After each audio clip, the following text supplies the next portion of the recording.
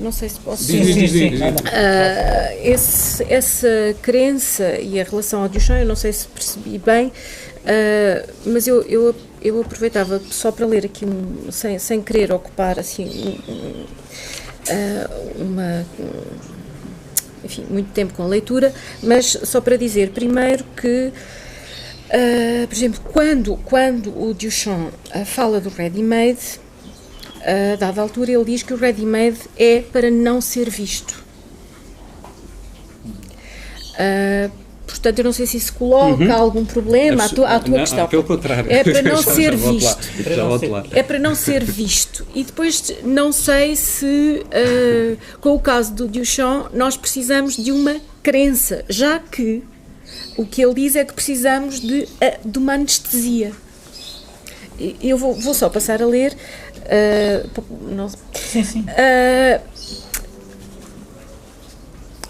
Os ready-made verdadeiros, segundo Duchamp, deviam conservar certas características, nem belos, nem feios, nada neles de particularmente estético. A sua escolha não foi para resultar num prazer estético, e portanto não sei se isso vai pôr em causa o ver e vai pôr em causa a crença. A estética seria mesmo queimada, diz ele. Pretendia-se uma indiferença visual e uma ausência de bom ou mau gosto. Uma anestesia completa. Essa era a condição essencial para se poder escolher.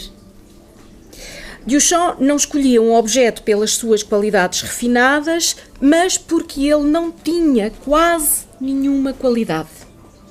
Portanto, a dificuldade estava em encontrar um objeto com estas não características. Sem nenhuma espécie de encanto estético, escolher um objeto que tivesse a menor possibilidade possível de ser amado. Portanto, na tua questão do amor-paixão, tínhamos que ver também, só para te introduzir. Portanto, atingir portanto, a questão aqui para Duchamp era atingir uma neutralidade.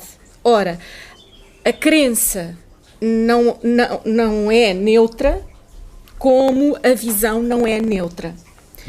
Portanto, temos aqui um problema. Atingir a neutralidade, isolar o objeto, singularizá-lo, deixá-lo na solidão absoluta e máxima. Destruir as referências espaciotemporais, deixá-lo na desterritorialização absoluta. Como é que ele fazia isso? Cito: comprei nesse dia um porte-bouteille no bazar do Hotel de Ville e levei-o para casa. E isso foi o primeiro ready-made.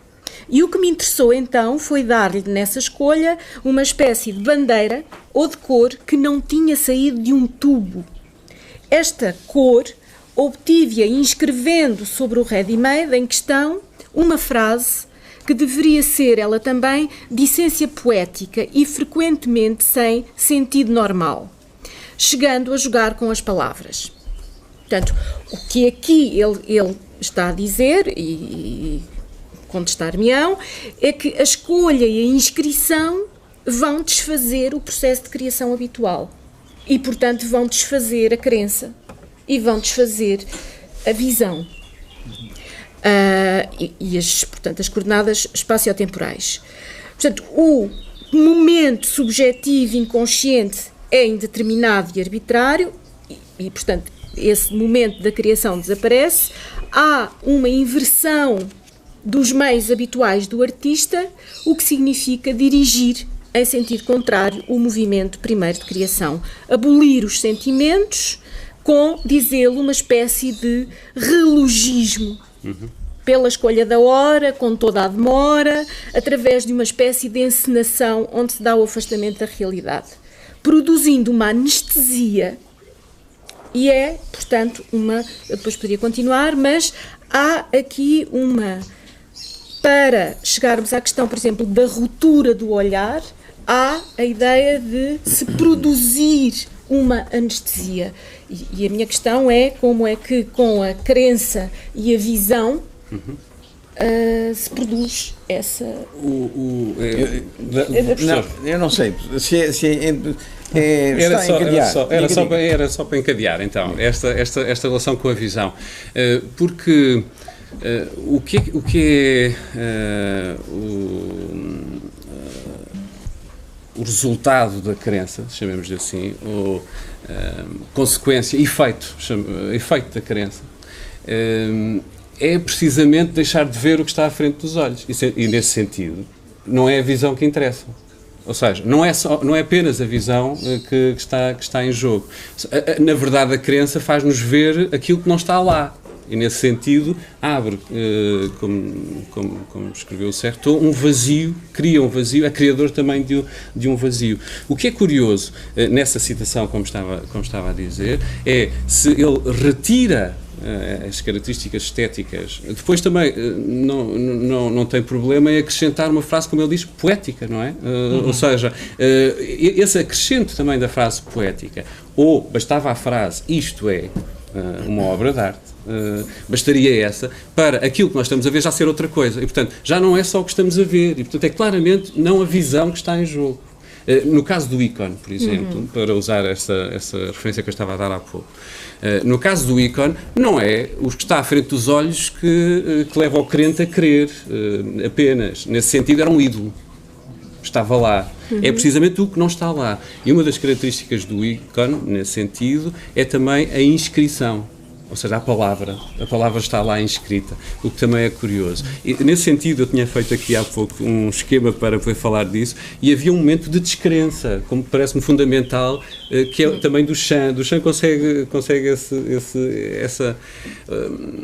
pôr os dedos na ferida, e nesse sentido, a uma credulidade imediata e fácil, haveria e teria que sobrepor um momento de descrença. E eu tantas vezes tenho dúvida se Duchamp nos leva à crença de que aquilo que está à nossa frente é um objeto de arte, ou nos faz perguntar se todos os outros que pensamos ser objetos de arte o são. E nesse sentido, o põe em causa toda a nossa relação de crença, ou credulidade, melhor dito, uma crença ingênua, com a arte, ou seja, interroga precisamente essa relação, aquilo que nós pensamos ver, ao precisamente colocar um objeto que não é, como dizia, para ver. Diz que não é para amar, mas isso eu deixo ali ao professor. Não, eu não vou falar nisso. Não vou falar nisso. Eu acho que há aqui uma complexidade na questão de Duchamp que é melhor talvez não desenvolver, porque Duchamp, vocês estão a tomar aqui o texto de Duchamp sobre o ready-made como se Duchamp achasse já que o ready-made podia ser uma obra de arte. Não, mas eu não... Espera, deixa-me dizer, mesmo que seja maldito. Maldito. Bom, ora não é. Quer dizer, eu posso defender também o contrário, com menos razões, mas posso defender que Duchamp sabia perfeitamente que um ready-made não era uma obra de arte. Ele tem um ensaio sobre o processo criativo da obra de arte e não do ready-made. E tem muitas passagens sobre como inscrever, fabricar um ready-made fabricado, já fabricado. Depois diz mesmo claramente que o ready-made é uma manifestação como outra, mas particular, do meu espírito. Do meu estado de espírito. Do meu estado de espírito. Como a obra de arte é um estado de espírito. Depois, etc. Faz crítica da arte e não do ready-made, etc. Há toda uma série aqui. Portanto, o momento em que se toma o ready-made por obra de arte vem depois de Duchamp. Não é Duchamp. Isso tem a ver com a história da arte moderna e contemporânea. É outra coisa. Tem a ver com o que se passou no pós-guerra, com Warhol, etc. Isto era para dizer que há aqui uma complexidade, porque ao mesmo tempo o Duchamp jogou ironicamente com o facto de se poder, e os seus discípulos, o Armand, etc., todos esses que já tomavam o ready-made como uma obra de arte. Por outro lado, eu gostava de perguntar aqui sobre a questão da crença, se a questão da crença na obra de arte não depende de múltiplos fatores. Aliás, a Marie-José Monzin refere-se a outros fatores que não a visão. Por exemplo, vou dar exemplos só, o retrato do rei, como como é que ele se chama? O Marin. O Louis Marin mostrou, o retrato do rei mostrava, não era uma representação do rei, era o rei. Da mesma maneira que o rei, quando tocava, curava. Os retratos, os retábulos de Isenheim eram retábulos que, quando se abriam e mostravam o Cristo que diz, etc., curava. Portanto, os paralíticos, os etc., iam em certas datas da Páscoa, iam ver o retábulo abrir-se para se curarem, porque era o Cristo que estava lá, não era uma representação do Cristo. Bem, por outro lado, ainda mais uma vez, e isto para mim é muito importante, porque é uma relação misteriosa. O Malevich, nos seus escritos, diz uma coisa extraordinária e difícil de compreender. Ele diz assim, que estava à procura da arte abstrata e lá a encontrou, julguei ele. Ele dizia assim, isto é uma coisa terrível, a arte mimética, o figurativismo, como ele dizia isso, figurativismo, pelo menos a tradução do russo era essa, é terrível Porquê? Porque nós não estamos a ver num quadro qualquer que representa uma figura, uma paisagem, um ícone, nós não estamos a ver uma representação. E diz isto, qualquer coisa do real que é representado passa para o quadro. Aquilo não era uma representação. E a relação do espectador ao que é representado é uma relação que passa a ser uma relação de imanência, é uma relação de vida. O quadro é uma coisa como está na vida. E isto é próprio da pintura. E nesse sentido há essa história de conflitos ao longo do tempo, precisamente por o desejo de mostrar que essa relação de crença na obra e naquilo que lá está não é outra coisa senão acreditar num ídolo, porque não, na verdade aquilo não é outra coisa senão constituído por matéria e tintas e madeira e essa relação paradoxal que se estabeleceu, por exemplo, dentro do próprio cristianismo católico, com as obras que salvavam, ou que curavam, que choravam, que deitavam sangue, essa relação paradoxal implica precisamente essa noção da crença, aí de uma forma muito evidente. A minha pergunta, ou o âmbito agora, era tentar perceber se, em geral, a nossa relação com toda e qualquer obra de arte que não religiosa não implicaria também, quase como um solo originário, uma relação também de crença. Mas é o que diz Malevich? Nesse sentido, e por isso olhou-se ao longo do tempo também para o seu célebre quadrado negro sobre branco como um ícone, não é? De uma forma icónica. E, portanto, essa questão do ícone é o que ele dizia, isto é o ícone do nosso tempo. E essa relação do isto é o que ele dizia também me interessa aqui muito, porque também tem a ver com esta questão do Duchamp. Ou seja, Porque ele, na verdade, usa a palavra transubstanciação. E usa a palavra transubstanciação para falar do ready-made e para dizer que o transforma noutra coisa. E, neste caso, transforma em obra. Eu percebo e eu acho que até o afastamento, isto é uma dúvida que posso até lançar para aqui, a forma como Duchamp se afastou do meio da arte, ou pelo menos como a lenda o mostra, afastado da arte, do mundo da arte, a determinada altura, se não tem a ver com uma descrença também por ter descoberto, como há pouco usava a palavra, o truque. Ou seja, se não há aí qualquer coisa de uma descrença fundamental, já na impossibilidade de fazer outra coisa, porque ele percebeu qual era o truque que era preciso usar. E qual era o truque? Era dizer isto é arte a partir de uma autoridade. A partir de uma autoridade. Não. Isso é a teoria do institucional da arte, não é? Não, ele refere isso de maneira muito clara e, como diz, ele diz assim, o que vai tornar o ready-made, o que pode tornar o ready-made uma obra de arte é a sua reprodução, quer dizer, o hábito que nós vamos ter de olhar para a produção da obra do ready-made, agregando-a aos objetos de arte. Portanto, o que é que eu vou fazer?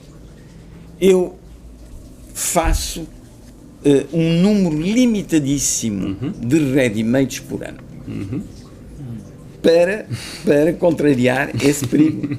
Não é? Que é ao fim de 15 dias se ficar a gostar de um objeto. Pois, quer dizer, não é que fico mesmo. Fico mesmo. Mas não acham que há, na escolha, por exemplo, do urinol, qualquer coisa de profundamente...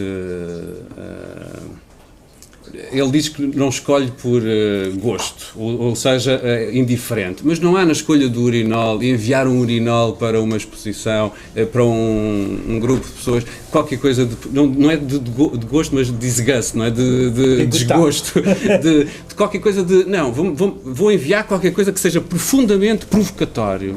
O urinol não é isso. Acham que ele escolheu mesmo o urinol por indiferença? Não, ele não escolheu, é que não há possibilidade de indiferença. Isso é o que ele queria. Agora, pode-se mostrar, talvez, com dificuldade, que não é possível o relogismo de que ele fala e que não é possível escolher indiferentemente.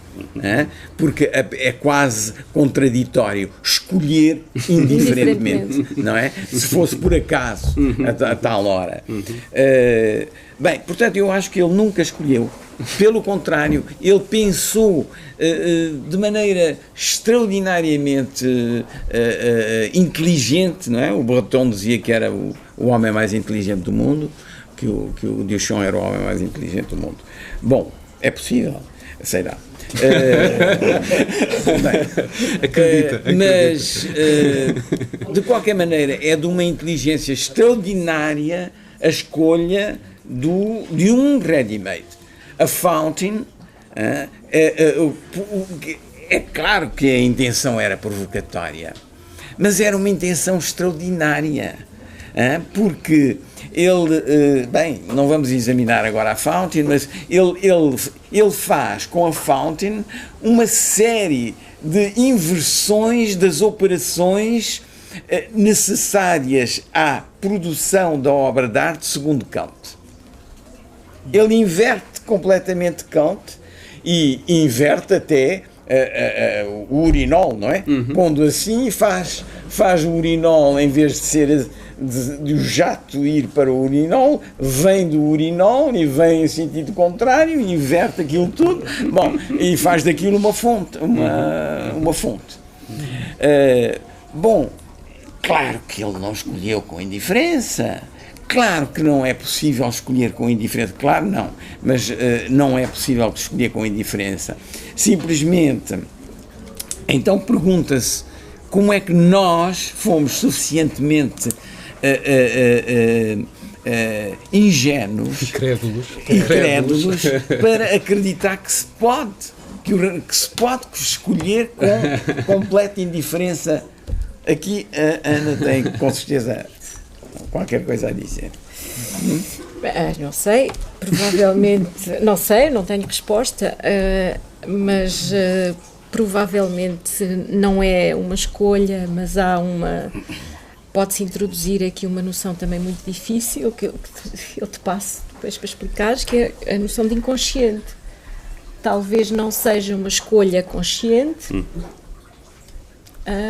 mas que passe por outros intervalos do espaço e do tempo. E aqui podia-se introduzir também uma noção do Duchamp, que é a noção do infrafino.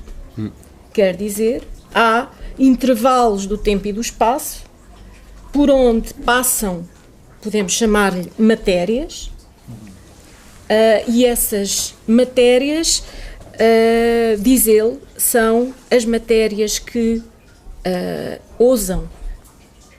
E seriam essas matérias que ele chama, num texto dedicado ao Man Ray, que se chama Vie en ose, então aí essa matéria que passa por esse intervalo infrafino seria essa a matéria que ousa. E essa matéria que ousa é uma matéria sem o artista. É uma matéria que não precisa da escolha do artista. Ela ousa. Não sei se queres... E essa matéria é uma matéria que está ligada à vida. E passa. Há uma matéria que passa, digamos, podíamos dizer, inesgotável, e que atravessa, tem um coeficiente de inesgotabilidade que faz com que uma certa arte contemporânea a tenha, essa matéria, tenha essa intensidade e possa trazer essa novidade. Necessitando, como dizia Duchamp, o setor, o espectador, não é? Ou seja, aí há uma cocriação, nesse sentido, sim, da no sentido que há esse fora do tempo, é um fora do tempo que atravessa a matéria, que atravessa o artista e que atravessa o espectador. Quer dizer, ele vê não vendo. Eu posso fazer-vos uma pergunta. Qual é a relação disto tudo com a obra de arte contemporânea? Eu posso começar. Aquilo que me interessou nesta questão, precisamente, da crença e da nossa relação com a obra, e em Duchamp, foi interrogar o modo credo, usando aquela expressão, com que aceitamos, ou podemos aceitar, devido à instituição, ao meio em que está, ao museu, ao curador, ao artista, ou seja, à credibilidade que se dá, ou que damos, ou que sentimos a este meio, aceitar uma obra como obra. Justamente a questão que estava a colocar em relação se Duchamp olhava para o ready-made como obra ou se isso era importante. Nesse sentido, julgo que uma das questões que me interessa pensar na arte contemporânea é essa imediata assunção de que aquilo que está dentro de um ambiente artístico, um meio, com essa autoridade exterior, essa palavra, uma autoridade que é externa, esse eis é assumido como tal, ou seja, isto é uma obra, aceitem-na. Ou seja, se essa aceitação ingênua, chamemos assim, não precisa ou não necessita, e o texto irá nesse sentido, de uma reflexão crítica, uma passagem precisamente por essa descrença que há pouco falávamos, ou seja, uma mediação para poder haver uma relação, porque é isso que me interessa neste caso, com a obra e tentar perceber se não houve um deslocamento da obra para esses meios todos influentes, institucionais, outros que nos dizem o que é uma obra. Ou seja, se já não é da obra que nasce a autoridade ou que vem a autoridade, ou se do se me é permitido, enfim, fazer um pouco ponto da situação, há aqui uma espécie de deslocação no vosso discurso e sobretudo no teu, da obra como o pressuposto da crença, ou seja, a obra como objeto de credulidade, que desloca-se, isto é, a diferença entre a obra como objeto de credulidade e a obra como detentora de uma autoridade. Digamos, aqui esta questão, de alguma maneira, foi aqui colocada. Mas o que era, eu há pouco estava a ouvir-vos e estava a pensar precisamente no modo como, digamos, tanto o pressuposto da crença como o modo como a Ana falou do Duchamp, de certa maneira, todo este discurso participou de uma lógica, não direi essencialista da obra de arte, mas ainda nos situávamos muito no terreno de o que é uma obra de arte, e daí o pressuposto da crença. Neste momento, julgo que o Paulo estava a pensar antes na questão, e para utilizar uma fórmula, enfim, que ganhou alguma importância, a questão de não o que é uma obra de arte, mas quando é que é uma obra de arte. Suponho que era essa a questão que estavas a introduzir. Isso não dá. Não dá. Okay. Isso é o Nelson Goodman que quando... Está bem. Sim, diga. Não é que a questão do Nelson Goodman, quando é que há uma obra de arte, é uma questão essencialista. Não, ele julga escapar. Não é? Não foge, recai. Mas sabe, também por causa disso que aquilo que me interessava mais neste texto era também escapar à questão institucionalista ou à leitura, por exemplo, que o Bourdieu, que há pouco falávamos, faz da produção da crença. A mim não me interessa tanto a noção da produção da crença, ainda que seja interessante para pensar. A produção da crença no Bourdieu era como é que um artista é criado. Ou seja, como é que se cria um criador? É a pergunta que ele faz, não é? E ele, então, vai analisar todos os elementos envolvidos nisso do ponto de vista socioeconómico.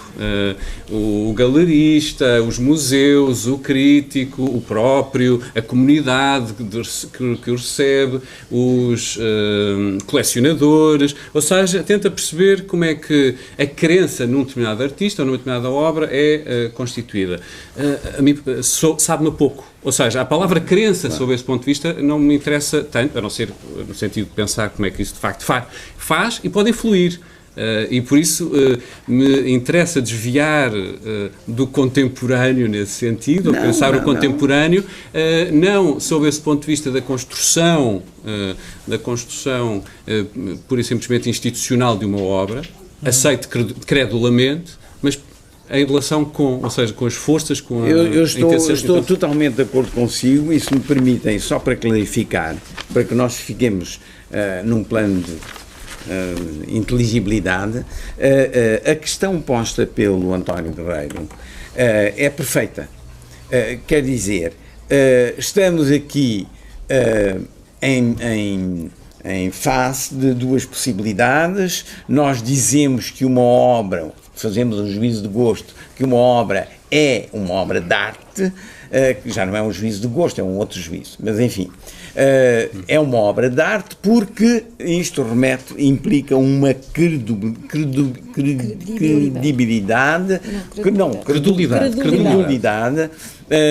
ou porque há uma autoridade. Bem, a mim, eu gostava só para que sejamos claros, mostrar que esta questão da autoridade é fundamental. Mas autoridade de quê? Não é qualquer obra que se pode impor como obra de arte produzindo uma crença. É preciso que haja uma autoridade interna à obra também, para que essa obra se produza uma crença e alimente uma crença. Absolutamente. Claro. Ora, se isto é assim, então temos uma pertinência do pensamento estético. Precisamente.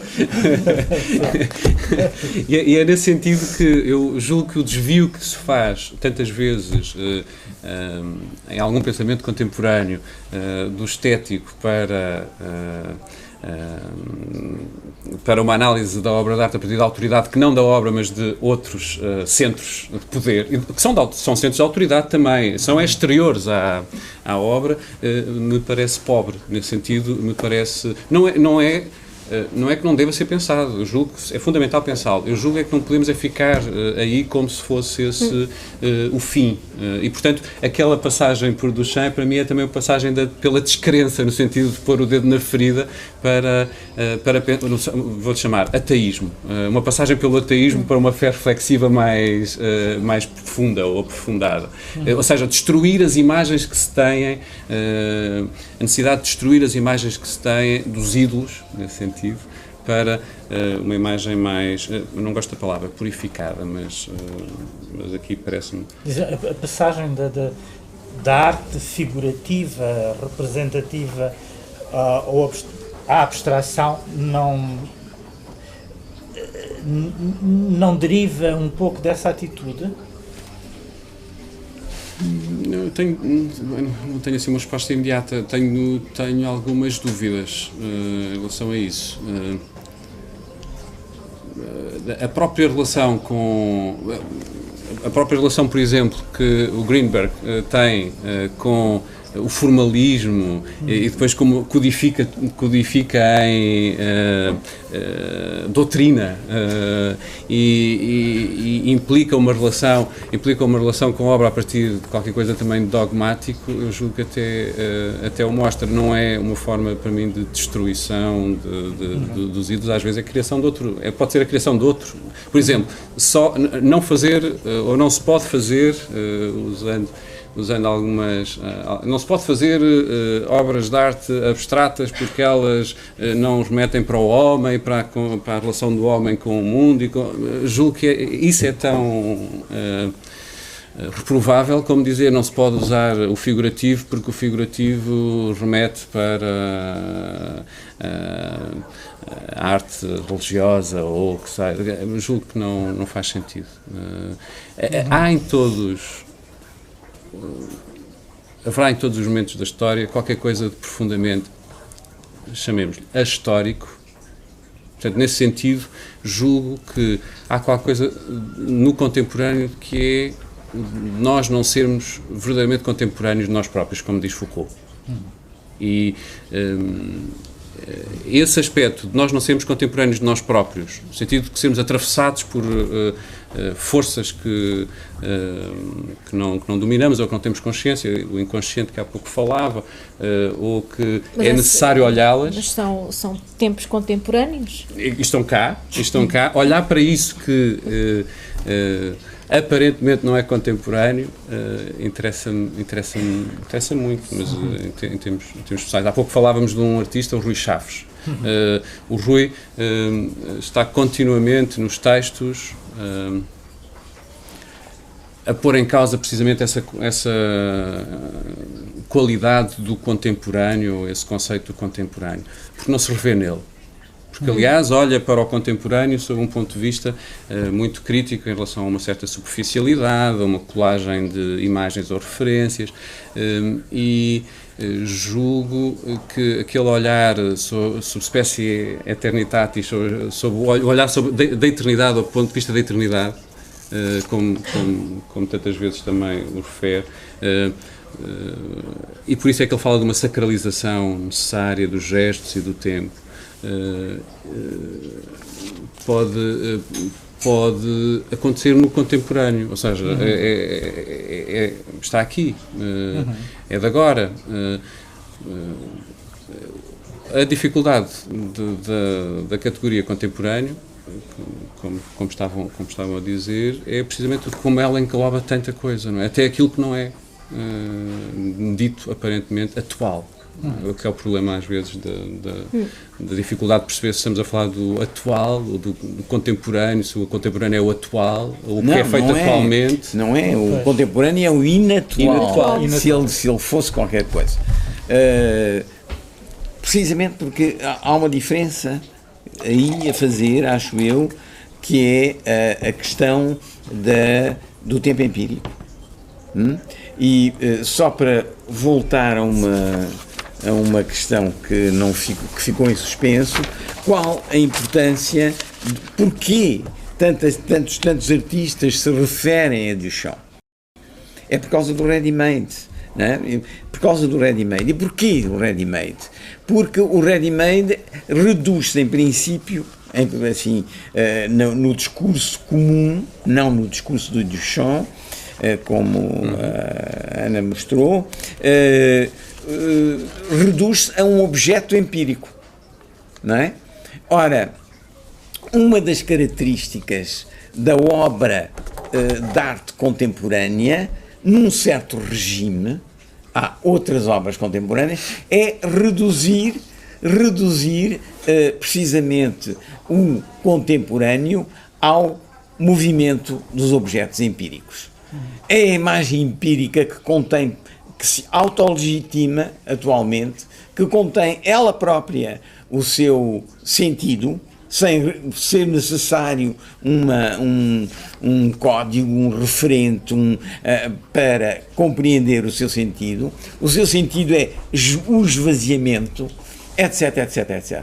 Quer dizer, há um lado, porque há outro, há um lado que é o lado da redução do objeto ao plano empírico na arte contemporânea, que vai puxar um certo discurso sobre o ready-made em Duchamp para o tempo do contemporâneo. Simplesmente o contemporâneo não é só isso. O contemporâneo não é só isso, não é? E isso é que seria talvez interessante ver. O que é uma obra contemporânea. Aliás, por exemplo, o Paulo estava a falar do exemplo do Rui Chaves e do próprio discurso do Rui Chaves sobre a sua própria obra, onde ele, digamos, toma partido por uma espécie de anacronia, não é? Uma anacronia. Eu diria que até mais anacronia do que eternidade, não sei muito bem. Ou então sou eu que temo a palavra eternidade. Não sei muito bem. Mas onde se torna óbvio essa espécie de constelação temporal que ele procura, de condensação de tempos, ou de cristalização de tempos completamente diferentes, passado, presente, futuro, mas ao mesmo tempo o modo como o discurso do Rui Chaves corresponde a uma espécie de recusa de uma arte completamente destituída de um valor aurático. E, no fundo, aquilo que ele faz é tentar reintroduzir aura onde é suposto ela ter desaparecido. E, portanto, há aí uma vontade de reauratização muito evidente, que evidentemente se cruza com o teu discurso da crença, da credulidade, etc, etc. Queres só ler já agora, naquelas páginas, na segunda ou terceira página, há uma pequena citação do Rui, que remete para aquilo que estavas agora a dizer. Há duas citações que no início deste texto são de alguma maneira também pontos de partida. Uma é de Duchamp, em que ele diz: j'aime le mot croire. Gosto da palavra crer. É assim que ele diz. Em geral, quando dizemos eu sei, não sabemos, acreditamos, on croit. Eu creio, eu acredito que a arte é a única forma de atividade pela qual o homem, enquanto tal, se manifesta como verdadeiro indivíduo. Por ela, só por ela, ele pode ultrapassar o estado animal, porque a arte é, como há pouco dizíamos, um desembocar em regiões onde não dominam nem o tempo nem o espaço. E, portanto, também estamos aí nessa suspensão que há pouco dizias. Viver é crer, diz Duchamp, estou a citar. Pelo menos é o que eu creio, diz ele. E depois há uma segunda citação, onde... Que ele diz o contrário. É isso mesmo, é Pierre Cabane, uma conversa com o Pierre Cabane, depois ele diz o contrário. Eu talvez aí seja já não a palavra crer, mas a palavra crença, que é também ou seja, já não é o crer que lhe preocupa tanto, mas a noção da crença e ao que ela está relacionada, precisamente com a noção da credulidade ou de uma crença ingênua, mas isso seria qualquer coisa que podíamos falar depois. O Rui Chaves, deixem-me só citar para mostrar também como esta questão da sacralização está aqui. A arte foi sempre religiosa, diz o Rui. No fundo, não era necessário conhecer a verdade, era preciso amar e acreditar. A fé era o conhecimento. Sem esse espaço de silêncio e sem essa sacralização das palavras e dos gestos, torna-se mais difícil acontecer a sublime mentira da arte. Mais difícil acontecer, sem essa sacralização, é mais difícil acontecer a sublime mentira da arte. E esta noção de sublime mentira da arte remete precisamente para aquela outra citação clássica de que a nossa relação com a arte também implica uma suspensão da descrença, ou seja, acreditar naquilo que estamos a ver. Por exemplo, no caso de um filme, entrar dentro do filme, no caso do livro, partilhar desse livro e da vida que esse livro nos mostra, do mundo que ele nos abre. Portanto, essa suspensão da descrença que nós estamos... Que é uma questão também problemática desde o modernismo, que não estamos só diante de qualquer coisa que chamamos obra, mas que essa obra nos abre as portas, chamemos-lhe assim, usando essa metáfora. Então, deixa-me só fazer uma pergunta provocatória, mas que me preocupa. Então, esta arte contemporânea, podemos nós pensar, por exemplo, que, como noutros tempos históricos, a arte cura, porque ela cura, ela tem virtudes. Podemos pensar, por exemplo, a partir do que tu estás a dizer, que esta arte, pensando assim, que ela nos defende da barbárie.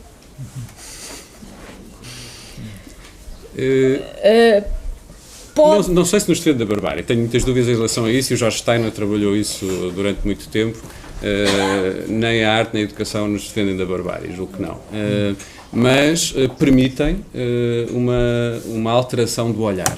Isso interessa-me. Ou seja, da percepção do mundo, da nossa relação com o mundo, com os outros. Mas se essa alteração fica no mesmo plano... No mesmo plano? Pode ser uma alteração do olhar, eu olho dentro do mesmo plano, é uma alteração que não me traz... tem que criar... É precisamente o ponto de vista da surpresa que também me interessa aí, ou seja, não simplesmente estar à espera da obra ou na obra daquilo que eu já lhe dou, no sentido do que lá coloco, mas haver a possibilidade de uma surpresa. E a surpresa não põe em causa a crença? Põe para a tornar mais crítica nesse sentido, ou seja, é preciso uma crença inicial de adesão ou de assentimento para reterritorializar, para tornar isso mesmo, para de uma forma crítica poder nos transformá-la, poder nos transformar nesse sentido. A minha pergunta é, ao longo do texto, e é uma procura mais do que um ponto de partida de certo, era se a relação com a obra não exige à partida, não apenas um conhecimento da história da arte, da inscrição dentro de um determinado contexto, do aceitar que alguma autoridade me diz isto é uma obra, mas da parte do receptor eu assentir e dizer sim, é a obra. E se isso não implica um salto, chamemos-lhe assim, ou uma abertura, um acolhimento dessa obra, que podemos chamar crença, ou seja, um plano de crença. Para não ficar aí, não é para ficar aí, nesse sentido não é para permanecer aí. Mas então estaríamos, enfim, num plano da transcendência. Não. Não? Mas não estou a perceber bem. Não, a crença aqui não é a crença em Deus, ou a crença numa doutrina. Mas não remete para um... Não, remete para uma atitude que também existe aí, no campo religioso, e, portanto, seria uma forma também de pensar como é que o teológico ou o religioso também está no estético, ou permanece no estético, e, por exemplo, ao longo desta conversa foram várias as palavras que remetem mais para o plano do religioso, tantas vezes, do que se calhar para o puramente estético, ou então do puramente estético faz parte também o religioso, como diz o Chaves. Não no campo, neste caso, da crença da fé religiosa, nem da crença no sentido daquilo em que se acredita. É a crença como pressuposto. A crença como um pressuposto de relação com. Crença, e, portanto, nesse sentido da convicção, como dizia há pouco, e da forma epistémica da nossa relação com o mundo e com a verdade. Ou seja, a partir daí. Ou seja, não há possibilidade de eu reconhecer uma verdade se não acreditar nela. E se não acredito nela, se não há uma crença, ela não é verdade para mim. E nesse sentido, como é que se constrói a nossa relação com uma obra partindo desse pressuposto do solo da crença, que é uma obra? Esta é assim, a interrogação básica. Sim, de resto a minha intenção era passar a palavra também para as pessoas poderem fazer perguntas e o diálogo estender-se à plateia. Estava a pensar essa parte necessária que é a arte, ou a mal é visto, ou a arte abstrata, precisar de um discurso significativo para lhe dar uma possibilidade de ser. Ou seja, não havendo um discurso escrito, toda a arte contemporânea, até próprio Marcel Duchamp, ele teve que justificar o discurso escrito, daí estava a questão de ser ou não mais inteligente, e a provocação que ele faz, que será por uma sensação, a provocação que ele faz, que é o ser anti-arte, anti-estético, mas ao mesmo tempo agarrado o seu íntimo, o seu intrínseco, à própria questão da arte, da liberdade da arte, e ao mesmo tempo também preso, ele será todo o peso tenebroso de uma história essencial humana, desde a Primeira Guerra Mundial, e depois, claro, com a Segunda Guerra Mundial, ao fim e ao cabo será, e acho que aí que passou por vocês, e naturalmente sempre passa, que é a possibilidade de descrença no projeto humano. Ou seja, ultimamente leva aquele pessimismo, que é o ceticismo da possibilidade humana em termos tecnológicos, em termos da modernidade tecnológica, em termos da possibilidade de ser um ser de morte, e não um ser que vai respeitar a vida e para a morte, no sentido abeliano, histórico, ser acima de um ser de morte, um ser de banalização, um ser de esvaziamento, e aí tudo muito que foi, e é um bocado a provocação em certo sentido da arte contemporânea, refletir isso, essa frieza, esse distanciamento da pessoa um objeto empírico em movimento, e que a maior parte passa por ele por uma questão de um ritual social, e que realmente intrinsecamente para o compreender vai ter que ler o discurso significativo.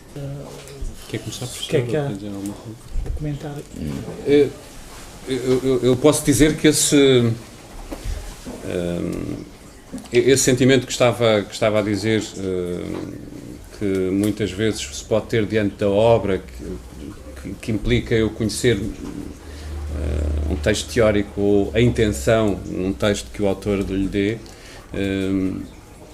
Dizia há pouco ao António, foi também um dos pontos de partida, enquanto curador, ao apresentar as exposições, ao fazer uma visita guiada ou ao mostrar algumas das obras que mais me apaixonam, usando a palavra, mais me apaixonam, mais me interessam, mais me fazem pensar ou mais me fazem sentir.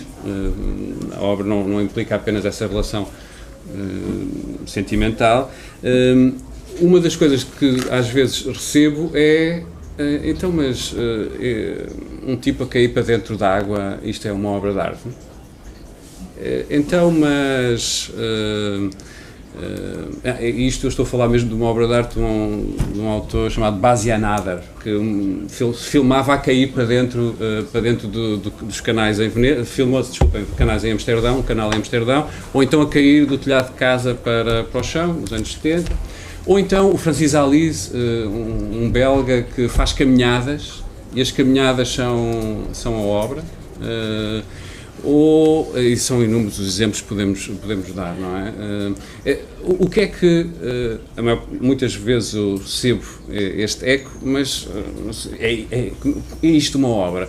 O que é que, da minha parte, sentia tantas vezes esse desconforto, percebo perfeitamente que não o vejam logo, ou não o percebam logo, ou não seja evidente, mas interrogava-me sobre como é que para mim essa adesão era tão forte, e como eu dizia, às vezes mesmo muito existencial, e não era fácil para outros acederem a elas. E a questão da crença tem a ver com isso. Agora, não é uma crença no sentido da credulidade imediata e fácil, da crendice. Implica, como dizia, também uma reflexão, um conhecimento. A crença não se opõe ao conhecimento. E por isso o célebre círculo hermenêutico, crer para compreender, compreender para crer. E neste caso, o ver para crer, crer para ver, né? Ou seja, como qualquer coisa que implica um e outro. Não haver Diz o Platão que é uma crença verdadeira e justificada. Diga. Diz a definição de conhecimento do Platão, que é uma crença verdadeira e justificada. Isso mesmo. E, portanto, neste sentido, uma crença não crendice, falta usar a expressão, mas qualquer coisa que implica uma reflexão, um conhecimento, um aprofundamento, um ver muito, um ler muito, ou acompanhar muito, dar muita atenção. E, como dizia, há uma curadora norte-americana que dava como conselho aos jovens curadores ver. Ou seja, não basta, por exemplo, nesse sentido, ficar com as luzes teóricas. Não. Neste caso, para os curadores, e podemos dizer para qualquer pessoa no campo da arte, ver e ver mesmo era fundamental. Desculpa. Paulo, podias mostrar, tu tinhas aí um livro com 2 exemplos muito curiosos que eu acho que não devemos esquecer, porque... Por causa dos exemplos que estava a falar também. Sim, 2 exemplos que têm também a ver com isto que há pouco dizia. Isto é uma exposição de 2011, uma estranha exposição chamada Indeed, ou seja, é mesmo, e este é mesmo tem como subtítulo Certificados de Autenticidade em Arte. Ou seja, era uma exposição de certificados de autenticidade, de história da arte recente, um deles do Duchamp, precisamente. Pois, seria um prolongamento do Duchamp. Isso, um deles do Duchamp, mas há 2 aqui que me interessam particularmente. Já tinha feito isso.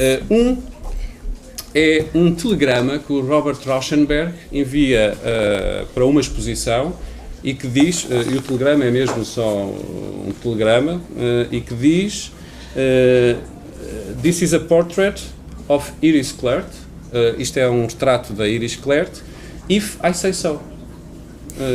Se eu disser que é. E ele diz que é, e assina Robert Rauschenberg. E portanto, esta ideia da autoridade que há pouco também falávamos, não é? Ou seja, o que é que transforma este documento, pequenino papel, com umas frases escritas, um telegrama em obra de arte, a autoridade, neste caso, deste artista, mas não é só a autoridade do artista, e tem a ver também com o que há pouco o professor José Gil dizia, ou seja, e interessa-me que é, ou seja, como é que nós o reconhecemos como tal? Como é que nós damos autoridade? Como é que eu dou autoridade e acho importante esta obra? Não é só porque o artista diz que sim. Nós não acreditamos em toda a gente. Ele, aliás, aí dá um pequeno passo em frente. Transforma a autoridade em autoritarismo. Autoritarismo. E faz isso, cara, e qualquer coisa. E transformando a autoridade em autoritarismo, este então não é só autoritarismo, como é destrutivo. É destrutivo. Por causa da visão também. Um artista chamado, conhecem, Robert Morris. Robert Morris, em 1963, escreve um certificado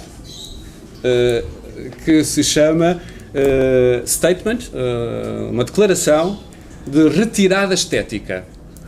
O que é a retirada estética? Ele, a pequenina história, eu julgo que ele não terá sido pago pela obra que realizou, pela escultura que realizou, e já estava feita, já estava no sítio, era uma obra de metal grande, e então ele escreve um certificado a dizer isto. O abaixo-assinado, Robert Morris, sendo o autor da construção de metal intitulada Litanias, descrita em anexo, declara de que, a partir desta data, a dita construção não tem nem qualidades, nem conteúdo estético. Portanto, esta possibilidade de, estando a obra feita, não estamos a falar de qualquer coisa que ainda estava a fazer, não, estando a obra feita, realizada, o que ele faz é retirar a qualidade estética e de conteúdo da obra. Continua um herdeiro do Duchamp. Completamente. E, portanto, esta noção de que não é só o visto, claramente constrói a obra, mas precisamente qualquer coisa que não está visto. E que, neste caso, Robert Morris, não precisamos de acreditar, a minha pergunta é esta, precisamos de acreditar no Robert Morris ou precisamos de acreditar na obra? Ou seja, se eu estiver diante da obra que está feita, não posso ter uma experiência estética, não olho para ela como obra de arte. Podem-me dizer, mas ninguém a pode vender como obra de arte porque ele tirou-lhe o valor artístico. Mas a minha experiência, portanto, a confusão é esta, não é? Ou seja, como é que esta retirada do conteúdo, ele usa mesmo as expressões extraordinárias, qualidade estética e conteúdo.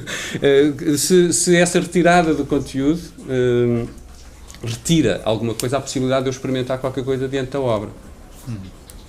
Ou então de experimentar o mesmo.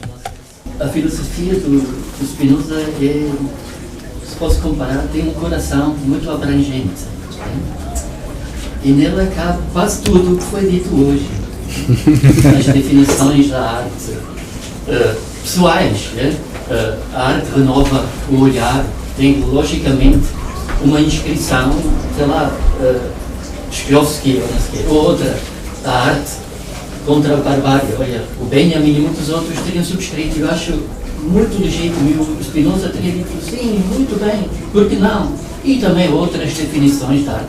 E atrevo-me a dizer o seguinte, o Spinoza, o meu Spinoza, meio aplicado, meio a sério, podia também dizer ou pensar o seguinte: eu sou contemporâneo, o Spinoza, vamos ver, eu sei que ele não é hoje, mas ele pode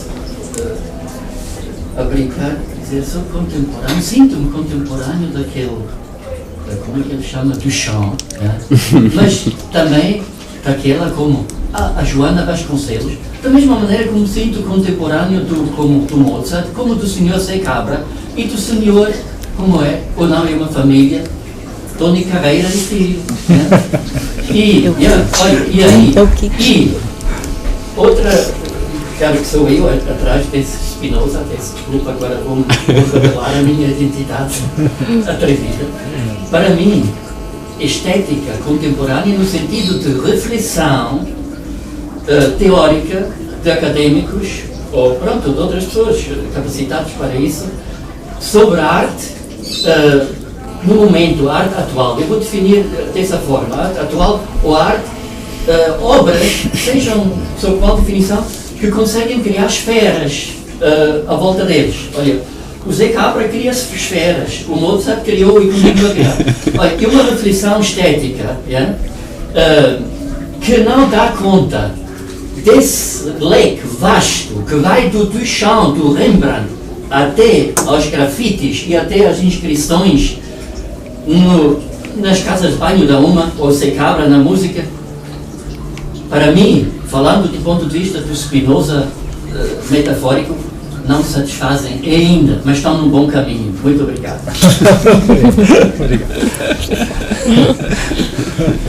Não sei se alguém quer colocar.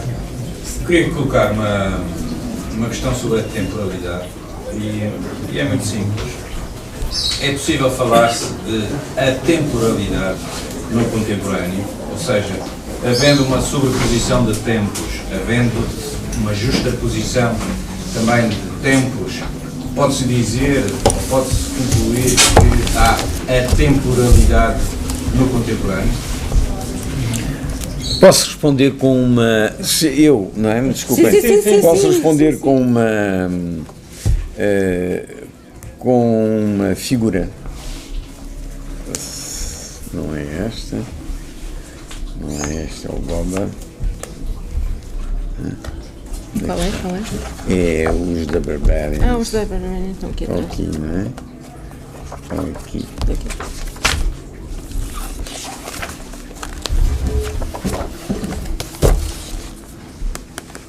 Isto é uma obra contemporânea. Chama-se The Barbarians, Os Bárbaros. É de Timon Noble e é uma obra que teve um grande impacto, estão a ver. É um híbrido, um dos regimes ou uma das categorias da arte contemporânea são os híbridos. Ora, isto necessitaria uma análise, vamos muito rapidamente. Este híbrido é um híbrido de pelo menos dois tempos. É um tempo que é próximo de nós, um tempo da afetividade humana, não é? Em que eles se abraçam como dois namorados urbanos, e depois o corpo, a atitude é de antropóides, é de um outro tempo. E em que tempo estão eles, pergunto eu, respondendo à sua pergunta. Não me poderá dizer que é num tempo cronológico.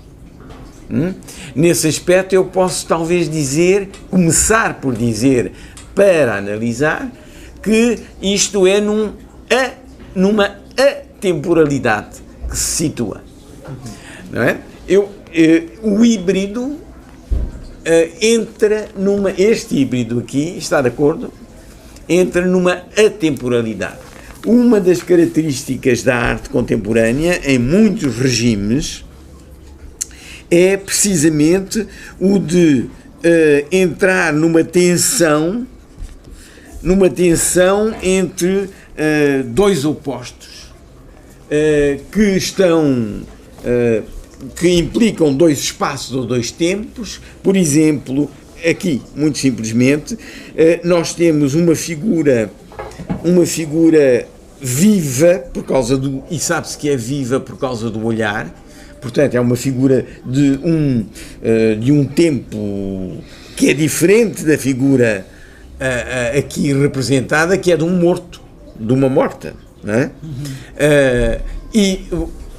Isto é para dizer que, e é a mesma coisa dos outros, o corpo esvaziado e o corpo, etc. Quer dizer, uma das características da arte contemporânea é precisamente a de criar uma tensão, que é uma imagem de um entre, para não dizer que é um entre dois, pode ser um entre três, um entre quatro, nesse entre há uma dimensão de temporalidade atemporal. Não é? Ora, é muito importante analisar, coisa que não é feita, analisar o que é que está entre. Porque não se diz. Chegamos ao entre dois e pronto, está tudo resolvido. Mas o que é que está entre dois? Só mais uma nota para o rodapé em relação a essa última intervenção, que eu não fiz entender bem, mas eu não consigo compreender como é que se pode apresentar essa imagem, esse quadro, e dizer há arte contemporânea. Há tantas tendências, tantas escolas artísticas que não fazem isso. Absolutamente, mas eu disse que eu não... Isso não encaixam nessa característica? Não, mas ouça, eu não ouviu. Eu aprecio, estimo, eu conheço, não teria sido mais. Não, eu disse um dos regimes. Então, há muitos regimes. Bom, e agora, só para lhe dizer, se achou que não era compreendido, mas eu compreendi-o perfeitamente quando disse que o Spinoza poder-se-ia dizer contemporâneo do Mozart e contemporâneo do Tony Carreira, não é? Que é o Kitsch, contemporâneo, por exemplo. Precisamente, compreendi isso perfeitamente. Não acho que não compreendemos, precisamente porque há os modos de uma substância que ela não é temporal.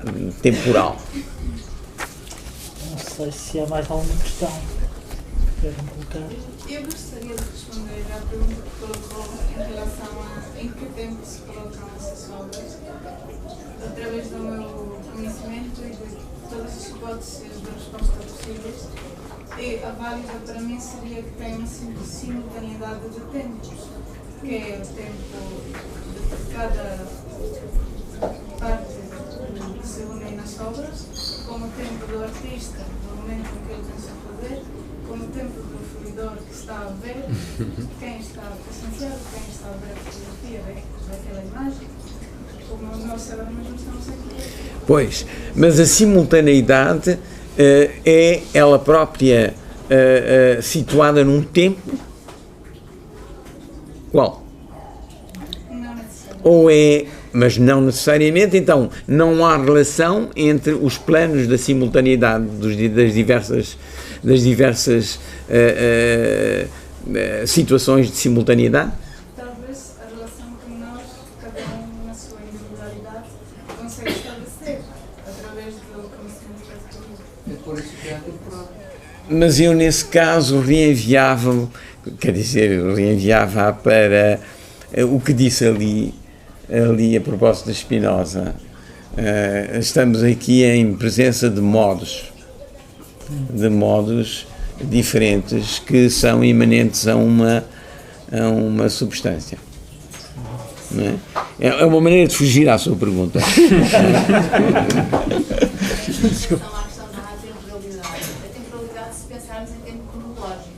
Como? A temporalidade, se pensarmos em tempo cronológico. Pois. E a minha questão era até que ponto é que não temos de construir para perceber esta temporalidade do contemporâneo, não temos de equacionar uma outra modalidade de tempo. Não?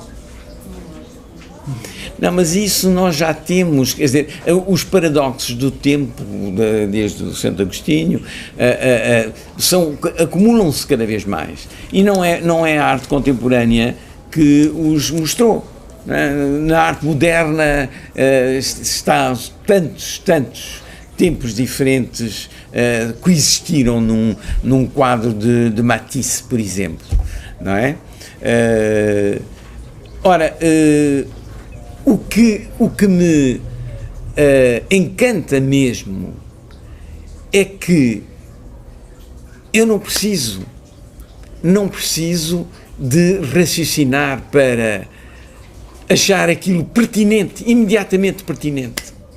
O facto de haver dois tempos heterogéneos que estão lá, ou dois espaços heterogéneos, não é? Num quadro. Está-se lá? Bem, como é que é possível, então, em nome da razão? Não é em nome da razão, é em nome de quê? Em nome de quê? Ora, vamos lá. Aí é que está. Agora, há um campo enorme a explorar.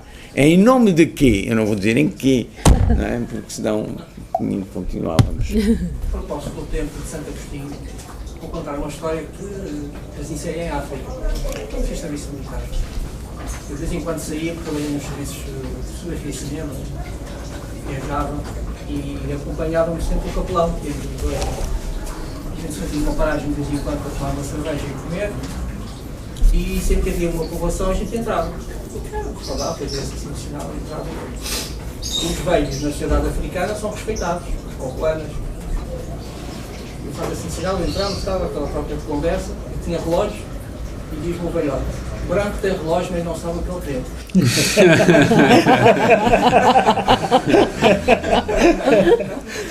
Formidável. Agora permita-me só para encadear na sua, porque eu fechei a porta, não é? Vamos lá abrir. No fim de um belíssimo livro de Lenart, que era um missionário protestante na Nova Caledónia, Docamo, um maravilhoso livro.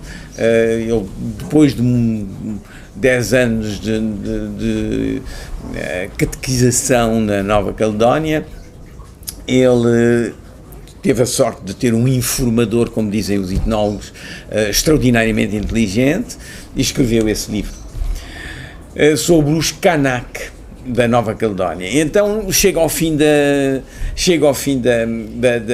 missão, tem que voltar para a França, e ele pergunta ao seu informador: então, meu amigo, nós trouxemos-vos o espírito, não é? Nós, finalmente, vocês adquiriram o que não tinham. E ele responde, o informador: não, de maneira nenhuma. O espírito já nós o tínhamos. Os senhores trouxeram-nos foi o corpo. É terrível essa coisa.